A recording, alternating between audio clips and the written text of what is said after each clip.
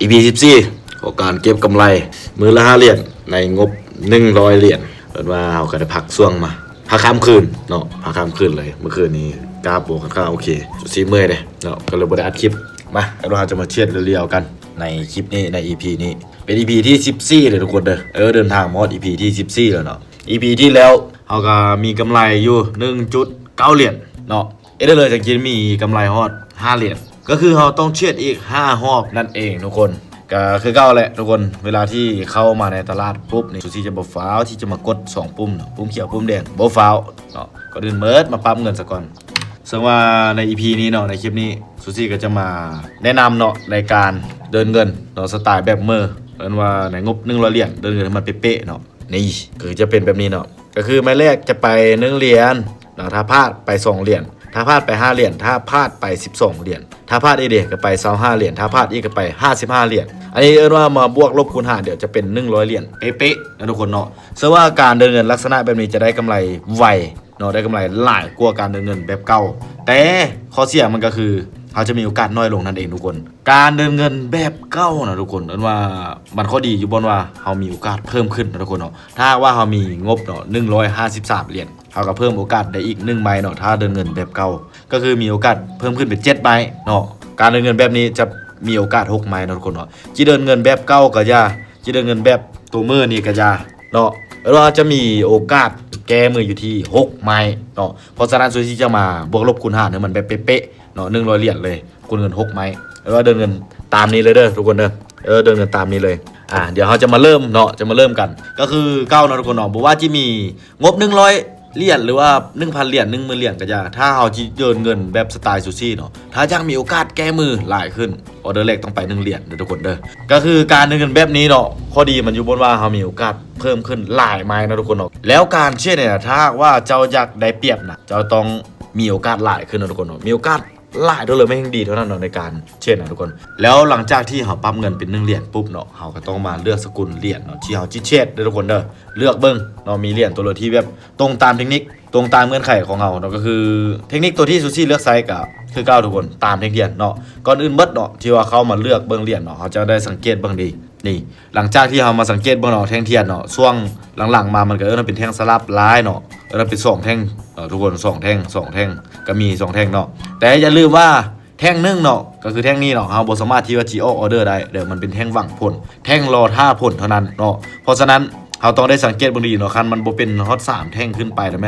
มันยังเสี่ยงอยู่ทุกคนมันต้องเป็น3 แท่งขึ้นไปได้ทุกคนแพทเทิร์นนี้เลยเราจึงสามารถที่ว่าจีใส่เทคนิคตามเทคนิคได้เนาะมันจึงสิบ่เสี่ยงและอีกอย่างเราต้องมาสังเกตบางนี้เนาะมันทิ่มไส้ทางเทิงยาวๆ2 แท่งเนาะแล้วเนื้อเทียนน้อยเดียวทุกคนก็สังเกตเบิ่งว่ามันเป็นการที่ว่าบ่งบอกคือเนาะว่ามันเป็นกราฟสวิงเนาะสวิงลงมามีแฮงสวิงในช่วงนี้มันก็ให้เราเสี่ยงเนาะที่จะส่วนแท่งเทียนเนาะทุกคนเนาะหรือว่าส่วนเทคนิคของเราเนาะก็คือทุกคนสังเกตเบื้องนี้เนาะช่วงนี้มันเป็นแท่งเขียวเนาะเราต้องกดซื้อเนาะคันว่าเราตามเทคนิคตามแท่งเทียนนะแต่ทุกคนสังเกตเบื้องเป็นแท่งน้อยๆนี่บ่ต้องเชียดนี่สมมุติเรากดซื้อปุ๊บเนาะแล้วช่วงในท้ายมันดีดตัวปั๊บลงมาเป็นแท่งแดงคันเรากดซื้อก็เท่ากับว่าเราส่วนเทคนิคของเราเนาะมันก็ให้เราแบบเสี่ยงนั่นเองเป็นว่าเว้า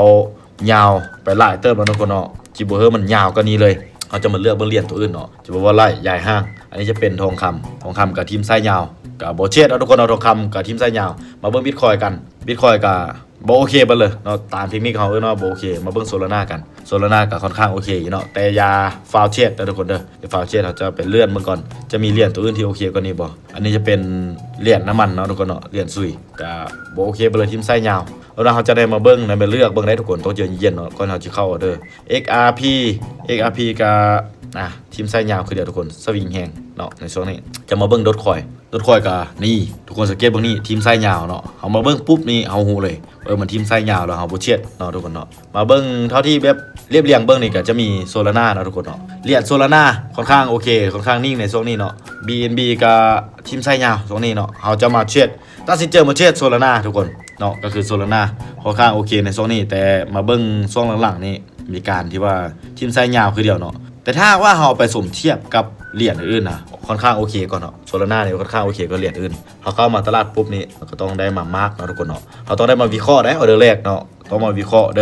วิเคราะห์มันแบบชัวร์ๆเนาะเขาจึงเข้าออเดอร์มันเราแบบ มีเปอร์เซ็นต์เนาะที่ว่าจิชนะออเดอร์แรกชนะออเดอร์1เหรียญคันเอาชนะออเดอร์1เหรียญเลยมันแห่งดีเนาะทุกคนเนาะมันสิบ่เสี่ยงเฮาแบบคูณเงินบ่เสี่ยงเฮาแบบไปหลายเนาะทุกคนเนาะบ่เสี่ยงเฮาแบบพอร์ตแตกบ่เสี่ยงเฮาแบบสูญเสียต้นทุนเงินทุนของเฮานี่ไปนั่นเองทุกคนเฮาเองนั่นเลยก็ได้เนาะแบบสุดความสามารถของเฮาเนาะในการวิเคราะห์ในการเบิ่งแนวโน้มตลาดต่างๆเนาะแบบวินออเดอร์แรกเลยแห่งดีเนาะแต่มันก็บ่ได้หมายความว่าเฮาสิแบบวินออเดอร์แรกเลยแบบเป๊ะๆได้เนาะทุกคนเนาะมันก็บ่สามารถที่จะเฮ็ดได้เด้อทุกคนเด้ออันนี้เพียงแต่ว่าเราต้องได้พยายามเนาะออเดอร์เมื่อกี้ซูซี่กดซื้อไปบ่ทันเนาะแล้วมันมาดีดตัวช่วงท้ายเนาะทุกคนเนาะมันมาตามแนวรับนี่มันดีดโตขึ้นไปปุ๊บช่วง1 วิซูซี่กดออเดอร์บ่ทันเนาะก็คือมันเป็นจุดสูญเสี่ยงบ่นี่แหละทุกคนในการที่ว่าสวิงเนาะทุกคนเนาะเราต้องไปออกออเดอร์เสี้ยววิมันก็เลยบ่ทันเดี๋ยวซูซี่จะมาเบิ่งเนาะว่าแนวรับแนวต้านอยู่บ่เลยก็คือจะว่าเข้าใจง่ายๆเด้อทุกคนเนาะแนวรับเนาะเส้นสีเขียวตัวที่ซูซี่มาเนี่ยเป็นราคาที่ต่ำสุดในช่วงนี้เนาะก็คือมันจะมี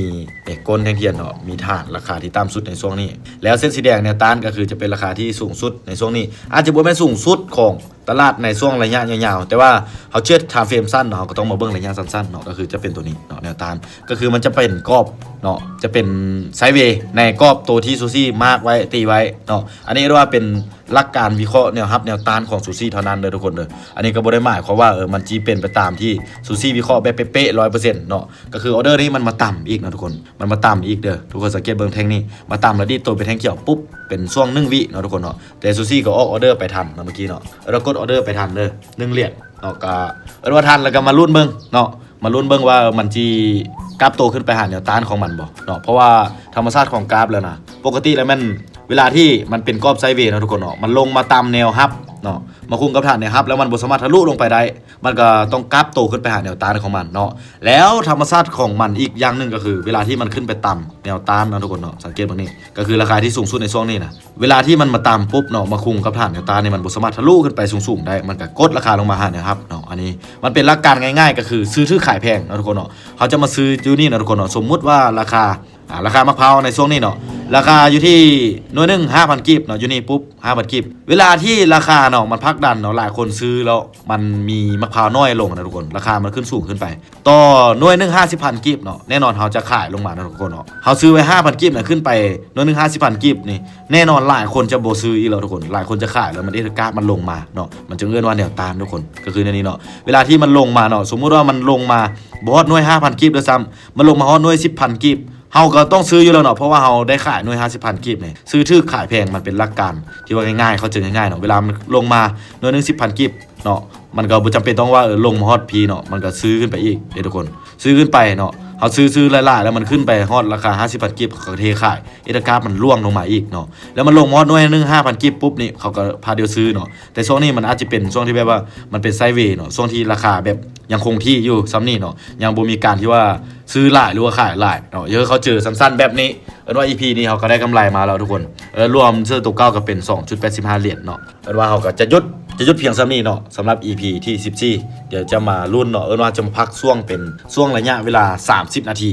ว่าขั้นต่ำต้อง30 นาทีขึ้นไปเนาะเขาจะกลับมาเทียบกันต่อ EP ต่อไปว่าในมื้อนี้เนาะเขาจะเทียบจาก EP จะเทียบจากรอบเราจะได้ตามเป้าหรือบ่มาลุ้นมาติดตามไปดำเดียวทุกคน